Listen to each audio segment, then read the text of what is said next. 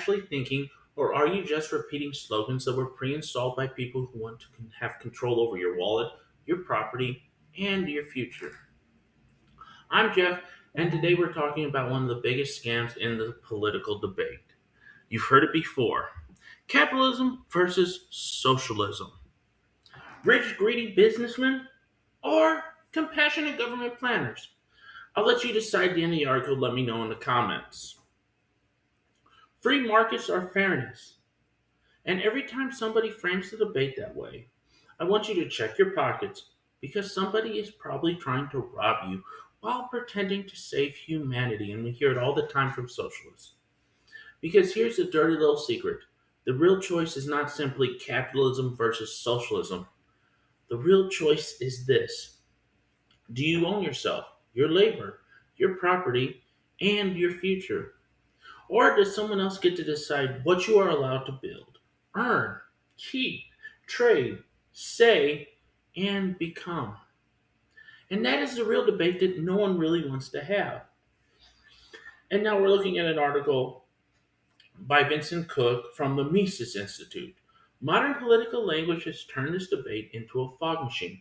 Capitalism gets framed as selfish private owners profiting at society's expense, while socialism gets dressed up as some noble system where central planners supposedly act for the people. But that framing hides the central issue: who controls production, who controls property, and who has the ability to use force. And that matters because socialism is not just sharing. Socialism is not your grandma making extra chicken and dumpling soup for the neighbors. Socialism is not your buddy buying the first round of beer or tequila or whiskey at the bar. Socialism is a system where the state takes control over production, property, labor, and planning. And the minute you hand that much power to politicians and bureaucrats, you are not creating compassion. You are creating a managerial cage with a better slogan. They call it public ownership. The translation: you don't own it, even though you're the public. They call it central planning.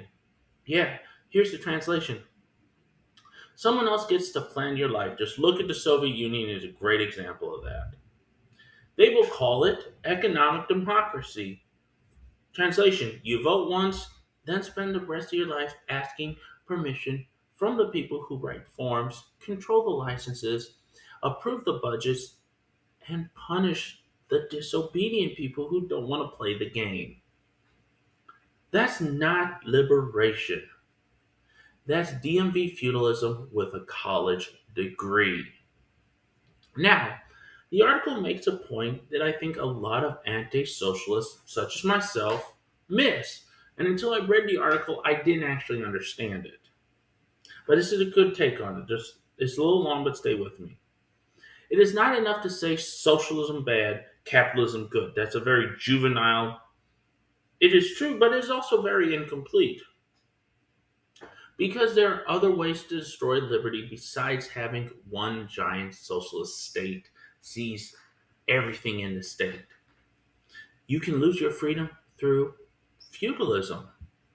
You can lose your freedom through crony capitalism. You can lose your freedom through primitive collapse. And that's something a lot of people don't talk about, but we're going to dive into in this article.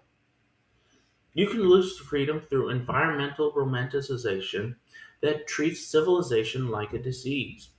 You can lose freedom through nationalist conquest fantasies where everybody cheers for strength until they realize that they're the ones under the boot. So today's episode is not just about why socialism fails, which it does. It is about why every alternative to individual liberty, and that's what we're missing, eventually becomes a version of the same nightmare.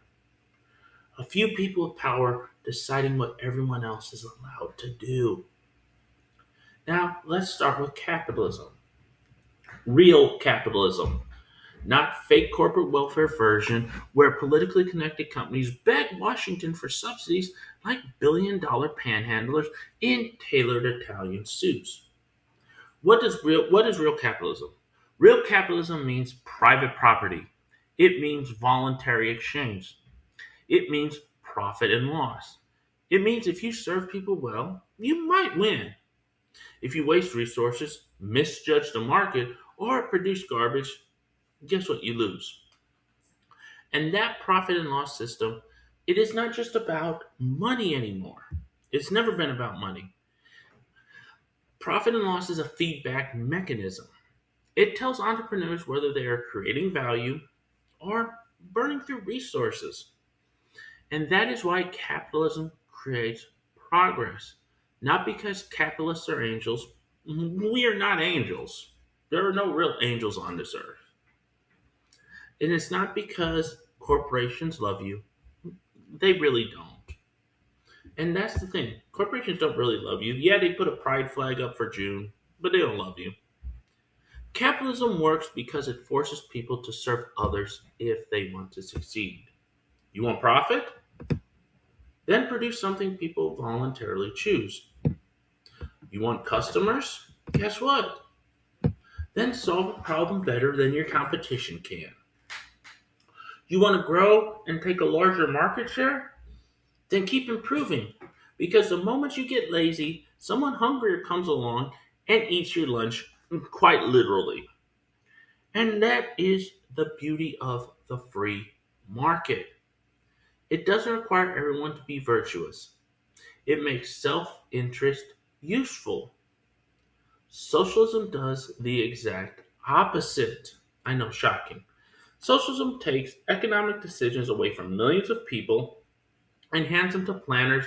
And once planners control production, they also control labor, investment, prices, priorities, and eventually people's lives. Cook argues that socialist central planning requires violating property ownership rights and restricting workers' freedom to deviate from the plan. Because here's the question socialists never answer honestly. What happens when people refuse to be part of the plan? What happens when the farmer doesn't want to farm what the Central Committee ordered? What happens when the engineer wants to start a private business? What happens when the workers say, no thanks, I don't want to participate in your 5-year plan written by people who couldn't successfully run a lemonade stand without a federal grant? At that point, socialism has two choices. Let people opt out, and guess what that does? It destroys the plan. Or force compliance, which, guess what? Reveals the plan. That is the part they leave out of the college seminar that force is ultimately involved in it. Socialism always sounds peaceful when it's theoretical. It gets a lot less cute when someone has to enforce it. But here's where this article gets interesting. Because Cook says central planning is not the only deviation from liberty. Another alternative is feudalism. And feudalism is not socialism. There is no central planner running everything from one office in Washington, D.C. But it is also not freedom. Feudalism is what happens when ownership and liberty are replaced by status, violence, hierarchy, and inherited privilege. In the article, link in description, Cook describes feudal societies as a system where people are trapped in a role they were born into, especially agricultural workers legally tied to land controlled by lords. In other words, feudalism is the original stay-in-your-lane economy. Guess what? You were born poor, and you stay poor for the rest of your life. Born a noble? Congratulations. Your bloodline now has premium membership in society. You were born a serf? Enjoy your lifetime subscription to dirt, taxes, and obedience. And the disturbing thing is, some people today are accidentally flirting with feudalism without even realizing they're doing it. Every time people cheer for rule by strong men, they are flirting with feudalism. Every time they romanticize conquest, hierarchy, and domination, they are flirting with feudalism. Every time they say, we just need the right people in charge, they're missing the point. No, we don't need better masters. Guess what? We need fewer masters, and that's where feudalism and socialism get it completely wrong. Because feudalism is not freedom just because it's not socialism. That's like saying getting mugged by 5 local gangs is better than getting mugged by one national government.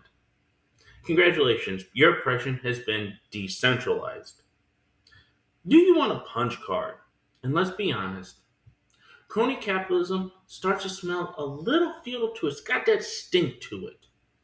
When government starts taking equity positions in businesses, picking winners, bailing out losers, handing subsidies to connected corporations, and letting politicians decide which companies deserve protection, that is not the free market. This Mises article opens by warning about crony capitalism, government equity, stakes in business, and social gaining ground politically, while defenders of free market become harder to find. That is not capitalism in any way, shape, or form. That is a VIP lounge for politically connected parasites. It is capitalism for small business and socialism for corporations with lobbyists. Mom and pop shop fails. I've had a failed candle business. Sorry, that's the market. Mega banks fail. Quick, national emergency. Print the money and let's save the donor class. And that is not the free market. And that's what the left doesn't want to accept. They need a boogeyman because they can't argue against free markets. That is economic aristocracy wearing a free market Halloween costume. And libertarians should call it out every single time because defending capitalism does not mean defending every corporation. Defending capitalism means defending voluntary exchange, private property, competition, entrepreneurship, and equal rules. If a company gets rich by serving customers, good. If a company gets rich by buying politicians, writing regulations to crush competitors, and begging for taxpayer handouts, that is not capitalism. That is corruption. That is court politics. That is feudalism with spreadsheets. Now, let's talk about another alternative Cook warns about primitivism. And this is the fantasy that civilization itself is the problem. And now you've heard this version too. Modern society is unnatural. Capitalism alienates us from nature. I've heard that trope a lot too. People were happier before industrial civilizations. We need to go back. But here's the question for you, for all you primitives out there, primitivists. Back to where? To dying from an infected tooth at 31? To spending all day hunting squirrels and hoping winter doesn't body slam your entire tribe? To no antibiotics, no electricity, no air conditioning, no podcasts, no grocery stores, no emergency rooms, no clean water system, no cars, no internet, no glasses, no modern dentistry. I'm sorry, but I'm not trading indoor plumbing for your vibes. The article discusses primitivism as a rejection of enforceable property in civilization, where instead of producing for the future, people are reduced to grabbing whatever immediate goods are available. It also references Maury Rothbard's criticism of romanticizing primitivism as being antithesis to human nature. And that's the point. Civilization is not perfect. Modern life has problems, but the answer to the problems of civilization is not to destroy civilizations. That's like saying my car needs an oil change, so I lit it on fire. The anti civilization crowd always loves to complain about capitalism using an iPhone while drinking imported coffee, wearing factory made clothes inside a temperature controlled room, while posting on the internet about how modern production is evil. I know, we've all seen that. Buddy, if you hate capitalism that much, at least have the courage to tweet from a cave. But oh wait, you can't do that in primitivism because there's no internet, no Twitter. And yes, before someone rage comments, Jeff, capitalism didn't invent everything. And you are correct. Human reason, entrepreneurship, property rights, specialization, savings, investment, trade, and production created the conditions for modern civilization. And now here's the thing that capitalists don't want to answer. Capitalism is not a magic wand. There is no magic wand in this world. It is a system that best allows those human abilities that I mentioned before to operate freely. The market did not make humans creative. It gave creativity room to breathe. And now let's connect all these dots together. Socialism says, let the state plan production. Feudalism says, let status and force determine your place. I know these are all kind of screwed up.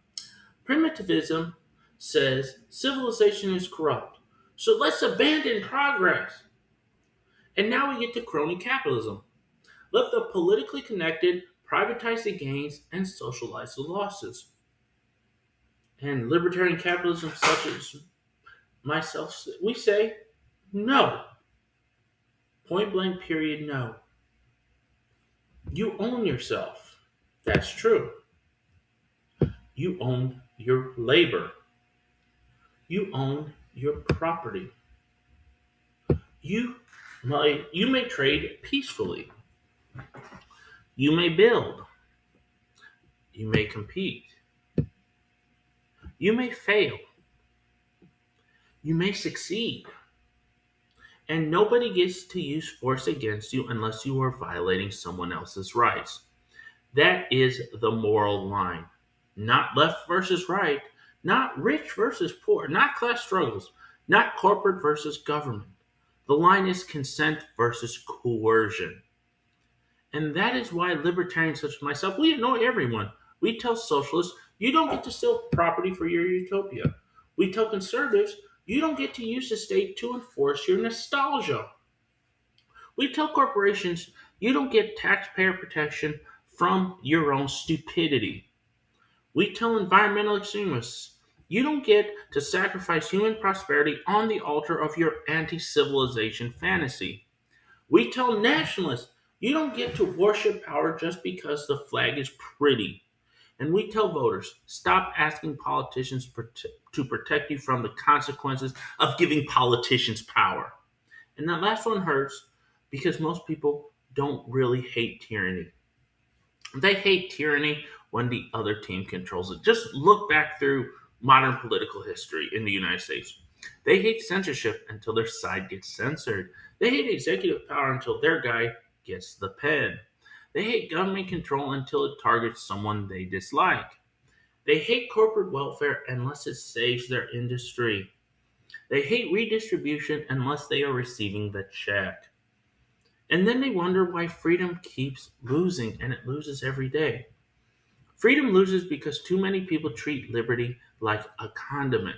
This Memorial Day weekend, I figured that was a very apropos statement.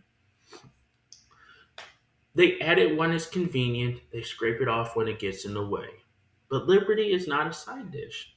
It is the foundation.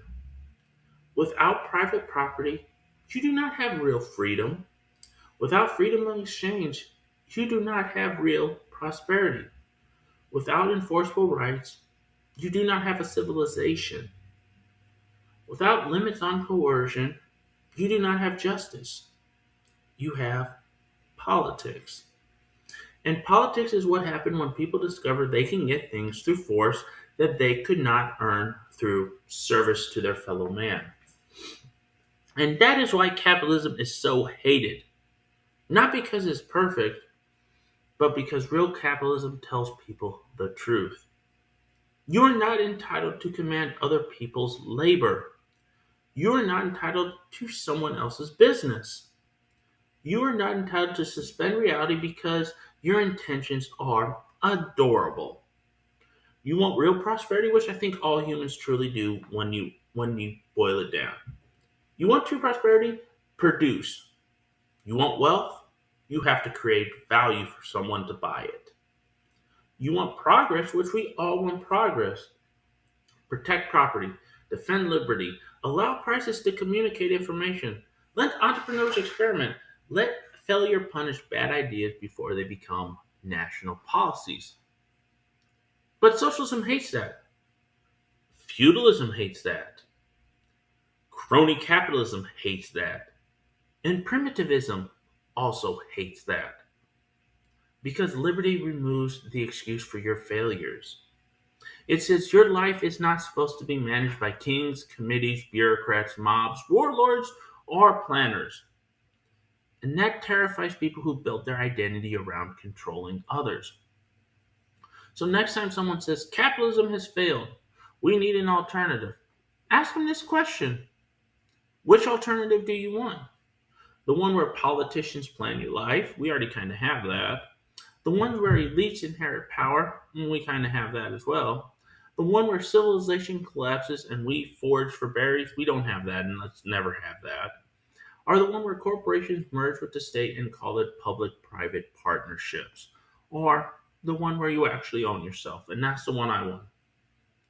Because there are plenty of alternatives to capitalism. Most of them are just different roads to the same cage that will be your ultimate prison. One road has a red flag. One road has a crown. One road has a corporate logo for you to worship. And one road has a handmade sign that says, "Return to nature," right next to a pile of people dying from preventable diseases. And then you have the last road. And that last road, the sign says, "Private property, voluntary exchange, individual rights, limited or no coercion, peaceful cooperation." And that's huge. That road is not perfect. No road is truly perfect. There's no road built by humans ever is. But it is the only one that treats adults like adults instead of livestock to be managed, taxed, branded, counted, nudged, and sacrificed. So beware the alternatives, because when someone promises to free you from capitalism, what they often mean is they want to free you from your property, free you from your choices, free you from your independence, and free you from your ability to say no. And once they've freed you from that, congratulations. You are finally equal to everyone else. Equally broke, equally controlled, which is not fun. Equally dependent on the state or some master. Equally trapped. And probably equally waiting in line for toilet paper while some government official explains why scarcity is actually a triumph for social justice. And that, my fellow freethinkers, that's the scam. That's the warning. And that's why defending capitalism is not about defending greed. It is about defending civilization from every ideology that thinks human beings are clay to be molded by whoever grabs power first. So ask yourself this question on this great Memorial Day while you're eating your hot dogs and potato salad and drinking beer. Are you smarter than a libertarian, or are you still falling for the oldest trick in politics? Letting people take your freedom in exchange for promises they were never going to keep. I'm Jeff, and this is Are You Smarter Than a Libertarian? Please like, comment, subscribe, and share with someone who thinks central planning means compassion.